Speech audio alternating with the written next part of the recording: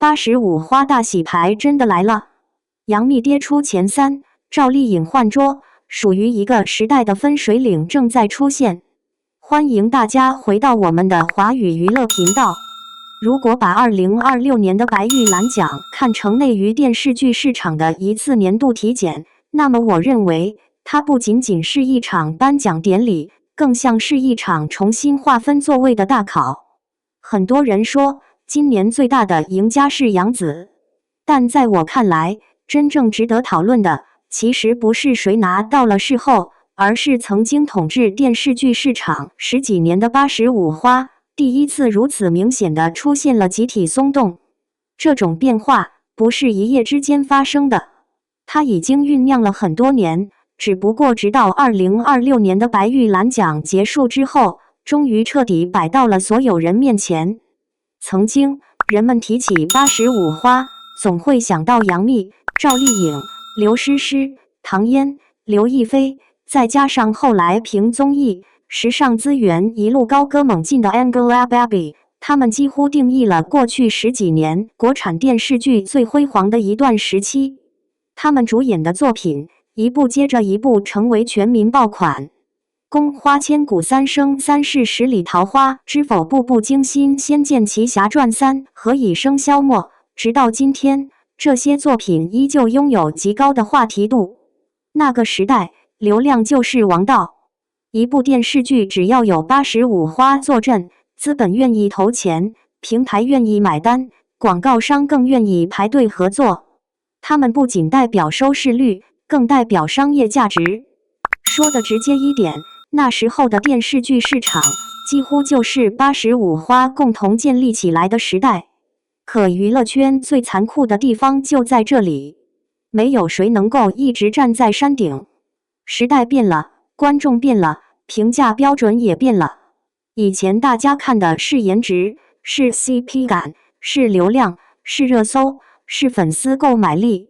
而如今，越来越多观众开始在意另外几件事：角色是否真实，人物有没有生活气，演员能不能真正进入角色，作品能不能留下社会价值。这一切都意味着电视剧行业正在完成一次升级。过去，偶像剧可以创造神话，如今，现实主义作品却越来越成为各大奖项的宠儿。而白玉兰奖恰恰就是这种行业风向最直接的体现。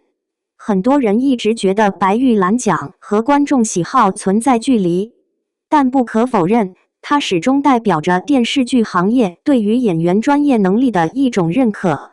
也正因为如此，白玉兰几乎成了所有85花最大的执念。过去10几年，他们几乎每个人都尝试过转型。有人拍年代剧，有人拍谍战剧，有人演基层干部，有人挑战农村女性，有人不断尝试现实题材，希望借此完成从流量演员到实力演员的身份转换。然而现实却一次次告诉大家，转型从来不是换一种妆容那么简单。真正困难的是表演体系，是人物塑造，更是演员对于生活体验的积累。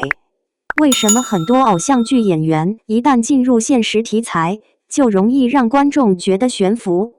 因为偶像剧允许演员保持光鲜，镜头喜欢漂亮，人物允许梦幻。可现实题材完全不同，它要求演员放下明星包袱，甚至要求演员主动变丑、变土、变普通。观众相信的不再是明星，而是角色。这也是为什么近年来越来越多实力派演员能够获得主流奖项认可。他们身上几乎看不到明星光环，只剩下人物本身。而这恰恰也是85花最难突破的一道门槛。今年白玉兰结束之后，网络上出现一句讨论度极高的话，不是85花突然变弱了，而是行业终于开始用另外一种标准评价他们。我个人其实非常认同这句话，因为仔细回头看，这几年85花并没有停止努力，相反，他们几乎都在拼命寻找新的突破口。杨幂连续挑战谍战剧、年代剧，赵丽颖不断出演现实主义作品，刘诗诗开始尝试悬疑赛道，唐嫣希望借《繁花》完成口碑翻身，刘亦菲则坚持精品路线，希望减少产量，提升质量。他们没有躺平，甚至比年轻演员更加焦虑。只是问题在于，时代更新的速度比所有人想象中都更快。与此同时，90后演员已经开始真正接管电视剧市场。杨紫、张若昀、白敬亭、张晚意等一批演员，凭借现实题材作品不断获得行业认可。他们成长于流量时代，却成功跨入实力派赛道。这种变化让整个电视剧市场的竞争逻辑彻底发生改变。过去比的是谁粉丝更多，现在比的是谁作品更硬；过去比的是谁热搜更多，现在比的是谁能够真正留下代表作。我始终认为，一个演员真正的竞争力，从来不是某一年爆红，而是10年之后还能不能持续输出高质量作品。而2026年的白玉兰奖就像一道分水岭，它没有宣布85花时代结束，却告诉所有人，一个新的时代已经开始。更值得注意的是，今年奖项结束之后，网上出现了大量完全不同的声音。有人认为85花已经集体掉队，有人认为他们只是暂时处于转型阵痛期，还有人认为现在讨论谁输谁赢为时尚早。毕竟演员的职业生命远比流量明星更长，一部真正优秀的作品就足以改变所有人的评价。这一点我同样赞同。娱乐圈从来没有真正意义上的永远赢家。昨天站在巅峰的人，今天可能遭遇低谷；今天备受质疑的人，也可能凭借下一部作品重新证明自己。因此，与其说2026年白玉兰是一场淘汰赛，我更愿意把它理解成一次重新排序。只是这一次排序之后，有的人开始向前走，有的人开始原地踏步，还有的人则不得不面对越来越残酷的竞争。而在所有85花当中，最令人惋惜，也最值得深入分析的2个人，无疑就是赵丽颖和杨幂。他们一个距离白玉兰大满贯只差最后一步，一个等待了15年再次站上白玉兰最佳女主角提名名单。原本2人都被外界寄予厚望，可最终一个连提名都遗憾错失，一个成功入围却再次陪跑。为什么会出现这样的结果？他们到底输在了哪里？是真正的演技问题，还是角色、剧本、行业审美发生了变化？赵丽颖冲击白玉兰4连败，杨幂15年陪跑他们输给的，真的是演技吗？如果说今年白玉兰奖最让人遗憾的2个人是谁，我想大多数观众都会想到2个名字，一个是赵丽颖，另一个就是杨幂。他们代表着85花最成功的2种成长路径，一个从偶像剧一路杀进现实题材，希望完成电视剧3大奖项的大满贯，另一个则不断打破舒适圈，希望撕掉流量女王的标签。遗憾的是，这一次他们都没有等来自己最期待的答案。先来说赵丽颖。说实话，这几年我一直觉得赵丽颖是85花里最有危机意识的人。别人还在吃古偶红利的时候，她已经主动离开了最舒服的赛道。从幸福到万家，到风吹半夏，再到小成大事，她几乎一直在尝试现实主义题材。这样的选择本身就值得肯定，因为现实题材的风险远远高于古装剧。没有华丽服装，没有滤镜，没有唯美镜头，演员所有的问题都会被无限放大。有人说赵丽颖是在赌，我倒觉得她是在提前布局自己的演员生涯。毕竟，一个真正想走得远的演员，不可能永远依赖仙侠，大女主和流量。真正决定职业寿命的还是作品和角色。所以，当小城大势宣布冲击白玉兰的时候，很多业内人士都认为这是赵丽颖距离白玉兰最近的一次。她已经拥有飞天奖、金鹰奖，只差最后一座白玉兰，她就能够完成电视剧3大奖项的大满贯。可惜，现实没有按照大家期待的发展，最终她甚至没有进入提名名单。这个结果出来之后，网络瞬间炸开了锅，有人替她鸣不平，也有人认为这是意料之中的事情。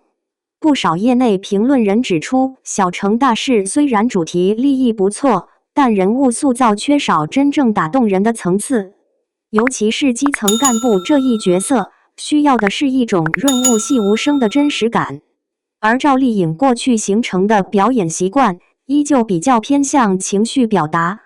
换句话说，她能够很好地演出人物的情绪，却还没有完全做到人物本身。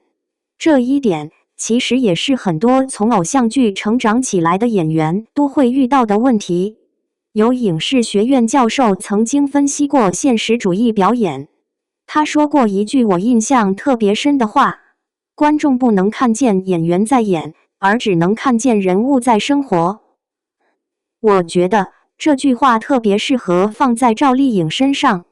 她不是不会演，而是有时候观众还能意识到她在努力演，这种努力感恰恰会削弱角色本身的真实。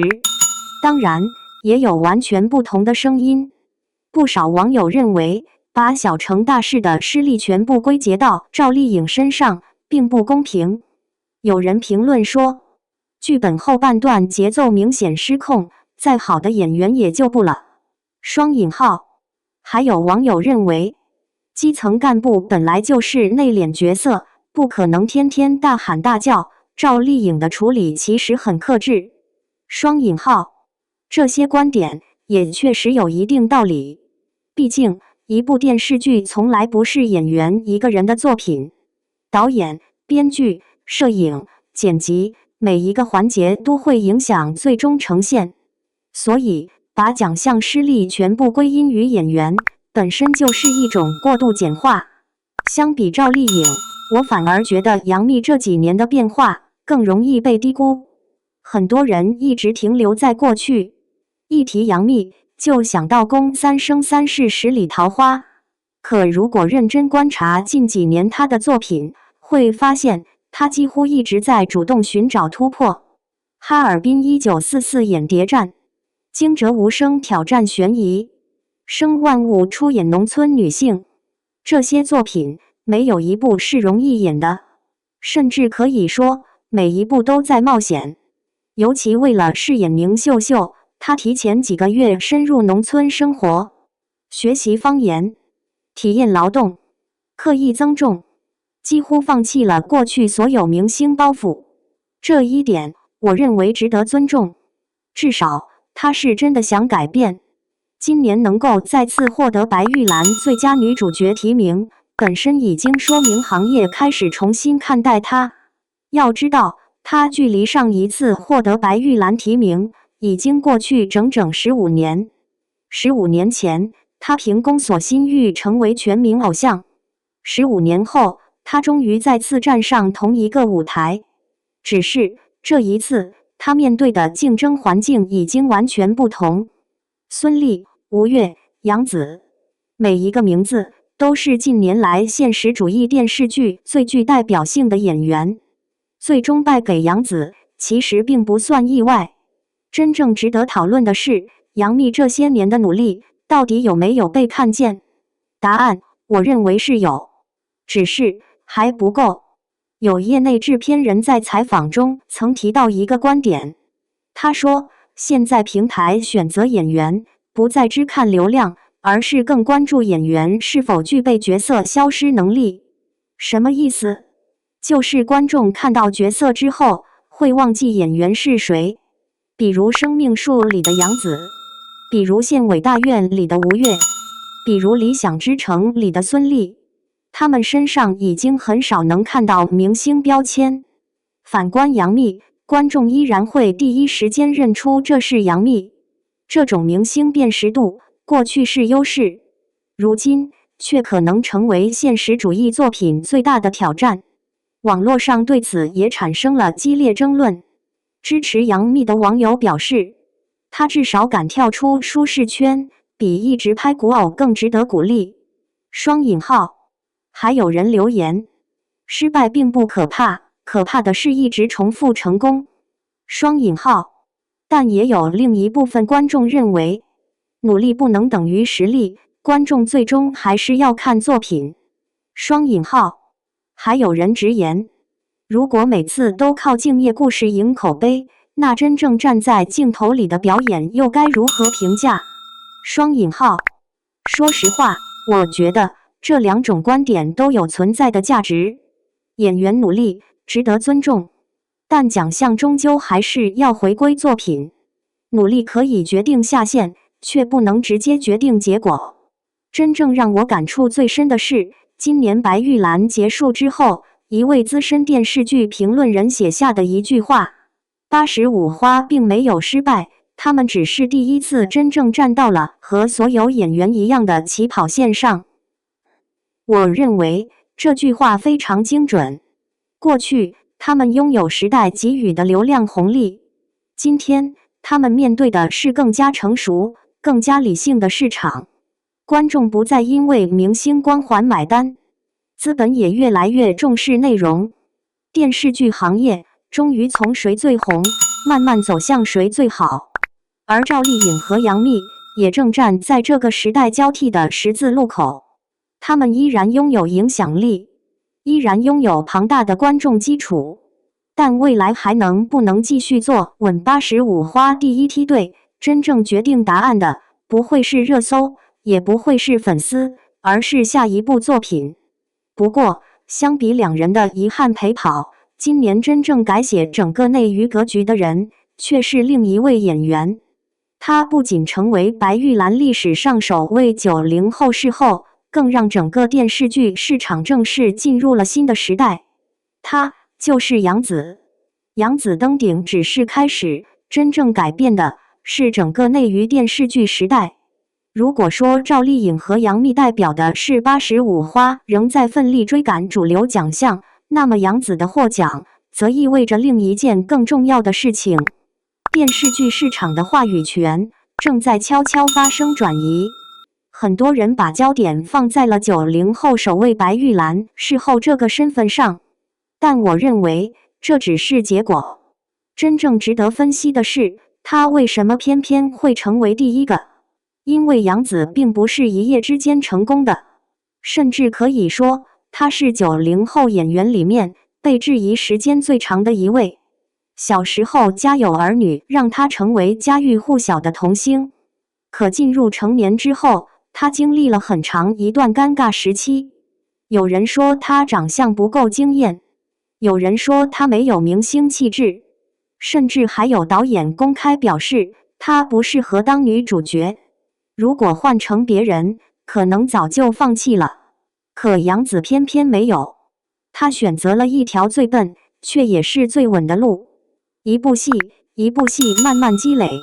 欢乐颂香蜜沉沉，静如霜，亲爱的，热爱的长相思，再到如今的生命树，她几乎每一次转型都不是突然完成的，而是一步一步积累出来的。很多人觉得她只是运气好。可在我看来，一个演员连续10几年保持作品稳定，已经不能简单归结为运气。更重要的是，他开始建立属于自己的表演体系，这是很多演员最难做到的一件事。一位资深导演曾说过一句话：演员最大的能力，不是演什么像什么，而是知道什么时候收，什么时候放。这一点在生命树里体现得尤其明显。很多观众发现，杨紫这一次几乎没有刻意设计情绪，没有大哭大喊，没有刻意制造爆发戏，很多情绪都藏在眼神和停顿里面。也正因为如此，人物才更加真实。我一直认为，真正成熟的演员都经历过这样一个阶段。年轻时拼的是感染力，成熟后拼的是控制力。杨紫显然已经开始进入后者。当然，也有人提出不同意见。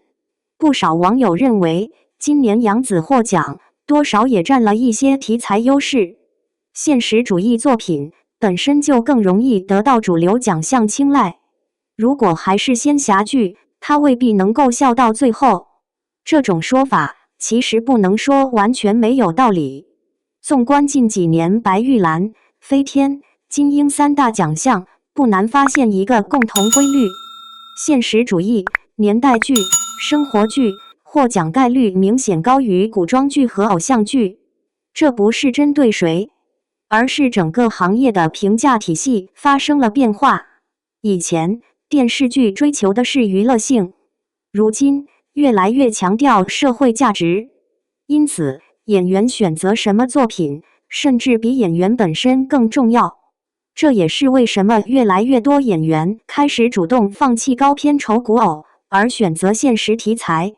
因为大家都知道，如果想真正完成转型，就必须接受这样的考验。相比杨紫的高歌猛进，另一边的85花却显得有些安静，尤其是刘诗诗。其实这些年，刘诗诗一直保持着不错的人气，可她的问题也非常明显，作品数量太少，更新速度太慢。每次出现，大家讨论更多的是状态、颜值、仪态，而不是角色本身。一位业内制片人曾分析过刘诗诗的发展，他说，刘诗诗最大的优势是气质，最大的限制同样也是气质，因为她太优雅了，优雅到很多现实角色很难让观众真正相信。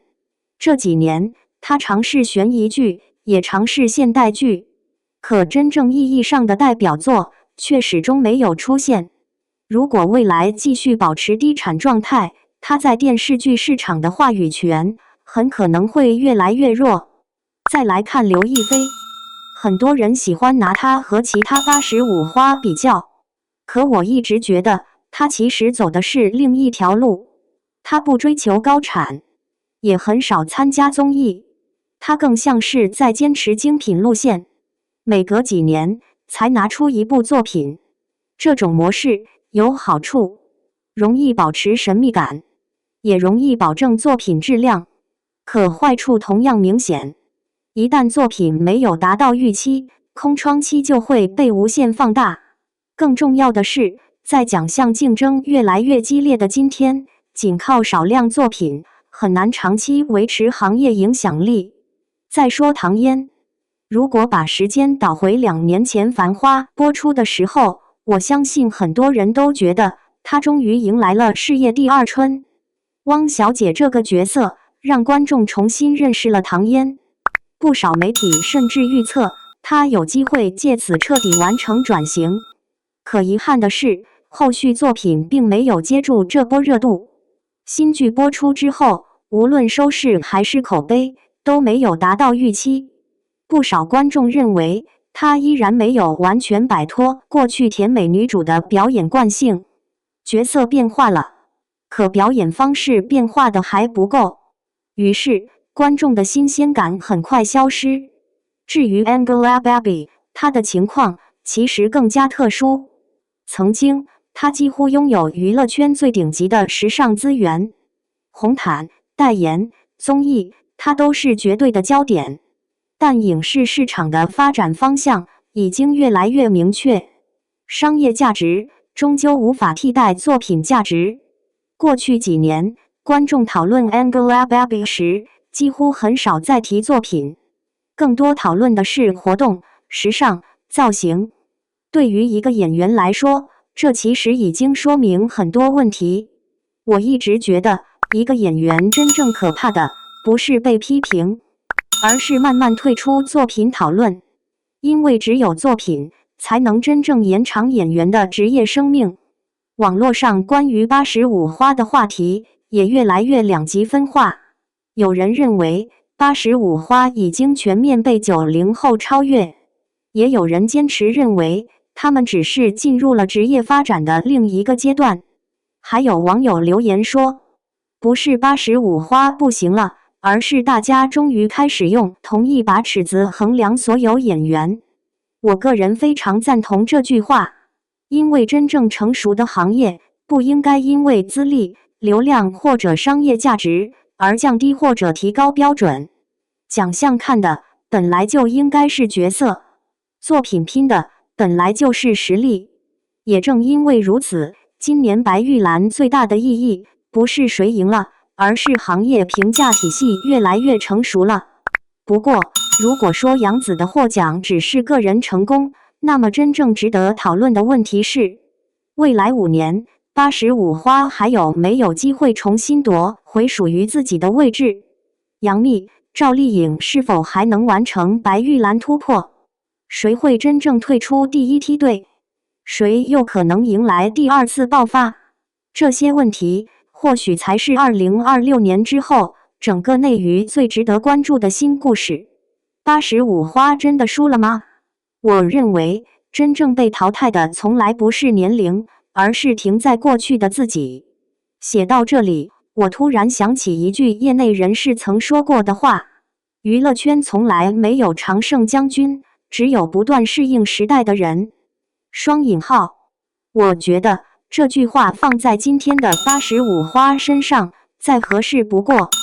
过去10几年，他们几乎共同创造了国产电视剧最辉煌的一个时代。他们经历了流量时代，经历了 IP 时代，经历了古偶最疯狂的黄金时期，也见证了电视剧市场从电视台时代一步步走进视频平台时代。如果没有85花，很难想象国产电视剧会拥有今天这样的商业规模。所以，每当看到网上有人说85花已经过气了，我其实并不完全认同。因为影响力和竞争力本来就是两回事。直到今天，杨幂、赵丽颖、刘诗诗、刘亦菲的一举一动依然能够轻松登上热搜。一张路透照片，一次活动造型，一次剧组开机，都能够引发全网讨论。这种国民关注度，年轻演员短时间内仍然很难完全取代。但是，如果把话题换成电视剧奖项、作品口碑、行业认可，情况又完全不同了。我认为，这恰恰就是2026年最大的变化。明星影响力依旧存在，可行业评价体系已经改变。以前，平台需要流量，资本需要热度。如今，平台越来越需要能够留住观众的内容。数据显示，近几年越来越多现实主义电视剧实现了长尾传播。很多作品首播时热度并不是最高，却因为口碑持续发酵，最终实现逆袭。这说明什么？说明观众越来越有耐心，也越来越愿意为真正优秀的内容停留。因此，一个演员未来最大的竞争力，不再是谁拥有最多粉丝，而是谁能够持续贡献好作品。不少业内编剧也公开谈过这个问题。他们认为，现在创作者在选择演员时，已经越来越重视适配度，不是最红的人，而是最适合角色的人。这种变化其实也是电视剧行业逐渐成熟的重要标志。与此同时，资本市场同样发生了变化。前几年，大 IP 加流量演员几乎等于稳赚不赔。如今，不少高投资古偶连续遇冷，反而一些投资并不算特别高的现实题材，却凭借扎实剧本获得口碑和收视双赢。于是，平台开始调整策略，演员自然也必须调整方向。很多人说，85花最大的敌人是90花，可我却觉得，他们真正的对手其实是市场本身。因为市场不会偏爱任何一个年龄层，它只会不断寻找新的内容、新的故事、新的表达方式。谁能够适应，谁就留下；谁停在过去，谁就会被淘汰。这一点对90后同样成立。今天杨紫站上白玉兰领奖台，并不意味着未来就可以高枕无忧，因为5年以后，她同样会面对95后、00后演员的竞争。娱乐圈最大的规律就是没有人能够永远领先。也正因为如此，我一直不太喜欢网络上的一战封神或者彻底淘汰这种说法。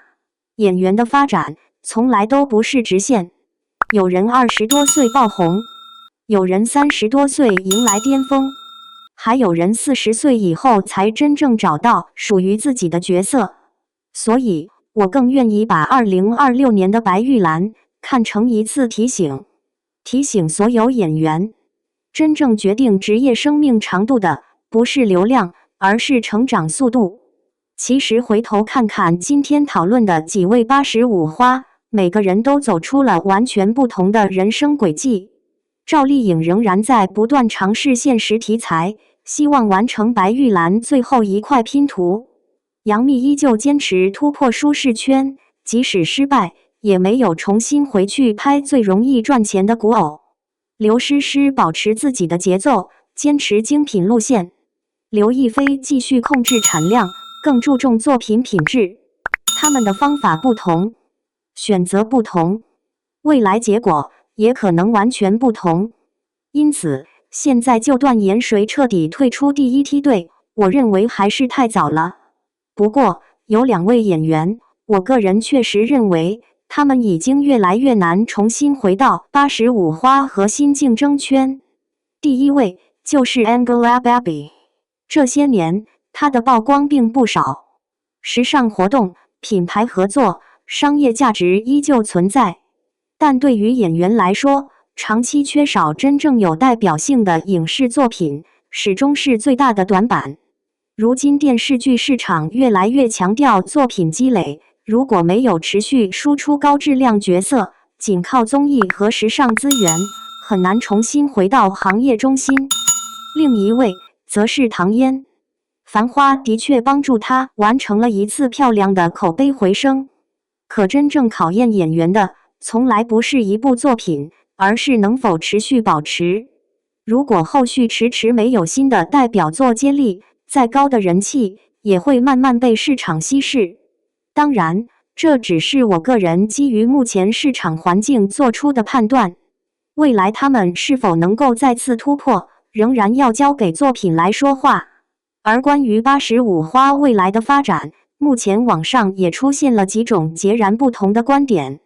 第一种声音认为，85花已经完成了自己的历史使命，现在该把舞台交给90后。